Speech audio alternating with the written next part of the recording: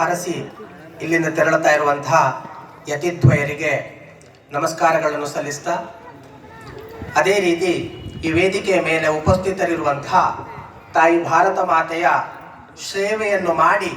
ನಿವೃತ್ತಿಯ ಬದುಕನ್ನು ನಿರ್ವಹಿಸ್ತಾ ಇರುವಂತಹ ಎಲ್ಲ ಯೋಧರನ್ನೂ ಕೂಡ ಗೌರವದಿಂದ ನಮಸ್ಕಾರಗಳನ್ನು ಸಲ್ಲಿಸ್ತಾ, ವೇದಿಕೆಯ ಮೇಲಿರುವಂತಹ ಮತ್ತು ವೇದಿಕೆಯ ಮುಂಭಾಗದಲ್ಲಿರುವಂತಹ ಎಲ್ಲರಿಗೂ ಕೂಡ ಮತ್ತೊಮ್ಮೆ ನಮಸ್ಕಾರಗಳನ್ನು ಸಲ್ಲಿಸ್ತಾ, ಇವತ್ತು ಆಪರೇಷನ್ ಸಿಂಧೂರ್ ಈ ವಿಷಯದ ಕುರಿತಾಗಿ ಮಾತನಾಡಬೇಕಾಗಿದೆ. ಆದರೆ ಆಪರೇಷನ್ ಸಿಂಧೂರ್ಗೆ ಹೋಗುವುದಕ್ಕಿಂತ ಪೂರ್ವದಲ್ಲಿ ಇಂಥದ್ದೊಂದು ಪರಿಸ್ಥಿತಿ ನಮ್ಮ ದೇಶಕ್ಕೆ ಯಾಕೆ ಬಂತು ಅನ್ನುವುದರ ನೆನಪು ಮಾಡಿಕೊಳ್ಳದೆ ಹೋದರೆ ಬಹುಶಃ ಕೆಲವರಿಗೆ ಇದು ಯಾಕಾಯಿತು ಅನ್ನೋದು ಗೊತ್ತಾಗದೆ ಹೋಗ್ಬೋದು.